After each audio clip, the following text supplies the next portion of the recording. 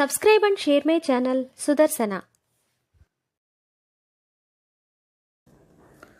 ఓం శ్రీ సాయిరామ్. గురుదేవదత్త. శ్రీ గురుభ్యో నమః. మాణిక్య ప్రభువు అద్భుత లీలలు. మరికొన్ని లీలలను తెలుసుకుందాం. సంగ్రాంభానునతడు చిటుగొప్ప నివాసి. ఇతడు మలేరియా జ్వరంతో ఉబ్బురోగి ఎన్ని మందులు వాడినా ఫలితం లేకపోయింది. ఒక రాత్రి కలలో శంకరుడు కనిపించి, మాణిక్య ప్రభువు పాదతీర్థం తీసుకో, వ్యాధి కుదురుతుంది అని చెప్పారు. బాలకీ గ్రామం వెళ్ళి ప్రభువుని దర్శింపగా అతనిని చూసి, శంకరుని ఆజ్ఞ ప్రకారము నీ కొరకు ఇక్కడ ఉన్నానని ప్రభువు చెప్పారు. సంగ్రాంభ ఈ దర్శనమునకు ఆనందించి ప్రభువును పూజించి పాదతీర్థం తీసుకున్నారు. అతని జబ్బు నివారణ కాగా చిటిగొప్పలో ఒక జామీను ప్రభువునకు సంగ్రాంభ ఇచ్చారు. ప్రభువు ఇద్దరు శిష్యులతో పుణ్యక్షేత్రములు దర్శించడానికి బయలుదేరారు. మొదట వైద్యనాథం వెళ్ళి శంకర్ని దర్శించి, తరువాత తుల్జాపూర్ వెళ్ళి భవానీదేవిని దర్శించారు. పండరీపురం చేరి చినిగిన గుడ్డపీలికలు తలకు చుట్టుకొని చూసేవాళ్ళకి అసహ్యంగా ఉండునట్లు గుడిలో ప్రవేశించబోగా అర్చకులు అడ్డగించి కొట్టారు. వెంటనే పాండురంగని మెడలోని పూలహారము వీరి మెడలో కనిపించగా ప్రభువుని వారు గుర్తించి క్షమించమని ప్రార్థించగా ప్రభువు వారికి అభయం ఇచ్చారు. అచ్చటి నుండి ఒంటరిగా దత్తాత్రేయ స్థానమైన గిరినాథ్ చేరి ఉత్తరమున గల కాశీ ప్రయాగాది అన్ని పుణ్యక్షేత్రములు దర్శించి తిరుపతి సందర్శించి వెంకటేశ్వరుని మీద భజన కీర్తనలు పాడారు. అచ్చటి నుండి గాణుగాపురం చేరి కొల్హాపూరు, నరసింహవాడి మొదలగు అన్ని క్షేత్రములను దర్శించి తిరిగి కళ్యాణి వచ్చారు.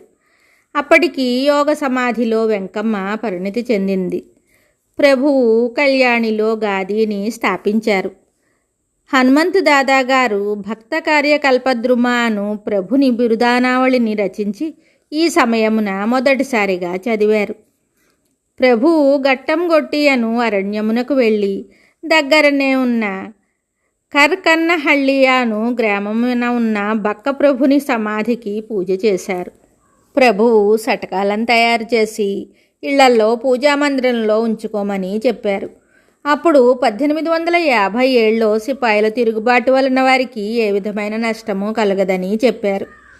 ఆ సటకాలు ఇప్పుడు మాణిక్య నగరంలో ఉన్నవి. అక్కడ నుండి రేకుళగి అను చోటికి వెళ్ళారు. తరువాత కేతకీ సంగమానికి వెళ్ళారు.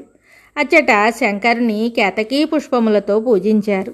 కాశీలో కుష్ఠువ్యాధితో బాధపడుచున్న తన గురువుకు కేతకీ సంగమంలో ఉన్న మాణిక్య ప్రభువు నుండి తీర్థప్రసాదములు తెచ్చి ఇస్తే కుష్ఠువ్యాధి తగ్గుతుందని ఒక గురు శిష్యునకు కాశీ విశ్వేశ్వరుడు స్వప్నంలో చెప్పారు. అతడు అట్లే వెళ్ళి ప్రభువును చేరి దర్శనం పొంది తీర్థప్రసాదాలు తీసుకున్నారు. గురువు వ్యాధి తగ్గింది. ఇచ్చట ఒక గాదిని స్థాపించారు. ప్రభువు అనేక లీలలు చూపుచు న్యాలకల్ అను చోటికి వచ్చారు. బీదర్ వాసులు ప్రభువును మేనాలో బీదర్కు తీసుకుని వెళుతుండగా దారిలో ఓ త్రాచుపాము నిలబడింది. దానిని ప్రభువు వెంబడించగా అది ఝరణీ నృసింహము వద్దకు తీసుకుని వెళ్ళింది. స్వామి ఆ గుహలోని స్వామిని అర్చించారు. ప్రభు అచ్చట ఉండగా బీదర్ నుండి శిష్యులు వచ్చి వారి వారి ఇళ్లకు రమ్మని ప్రార్థించారు. ప్రభు అట్లే అని ఏకకాలమున శిష్యులందరి ఇళ్లకు వెళ్ళి దర్శనం ఇచ్చి పూజలు అందుకున్నారు.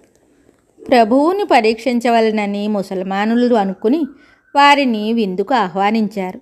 అత్యంత వైభవంగా ఏర్పాట్లు చేసి ప్రభువుకి పూలమాలలు వేశారు.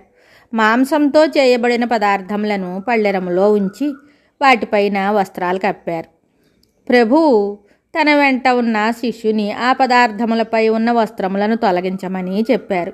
వస్త్రమును తొలగించగానే ఆ పళ్ళెరములలో ఖర్జూర ఫలములు, మిఠాయిలు, పుష్పములు కనిపించాయి. ఆ ముసల్మానులు ఆశ్చర్యపడి తమ తమ తప్పులను మన్నించమని ప్రభువును వేడుకున్నారు. ప్రభువు బీదరులో కొన్ని రోజులు ఉండి ముసల్మానులుండు చోట ఒక గాదిని స్థాపించారు. ప్రభువు బీదరు నుండి మేనాలో పయనమై హోమినాబాదు వచ్చారు. అచ్చట ఉన్న 2 చిన్న నదులను దాటారు. ఈ ప్రాంతము అప్పుడు మహారణ్యము. వారి మేనా ఇచ్చట చెట్ల తీగలకు చిక్కుట వలన బోయీలు దానిని ముందుకు తీసుకొని వెళ్ళలేకపోయారు. ప్రభువు మేనా దిగారు. మేనాను దించిన స్థలము ఎత్తైన స్థలము. ప్రభువు అచ్చటి నుండి ముందుకు వెళ్ళలేదు. వారు జీవించినంతకాలము అంతా కూడా ఇక్కడే ఉన్నారు. ఇదియే మాణిక్యనగరము. శ్రీ ప్రభు యొక్క దేవాలయము మేనాదించిన స్థలమునందే ఉన్నది. శ్రీమాణిక జయమాణిక. శుభం. Subscribe and share my channel Sudarsana.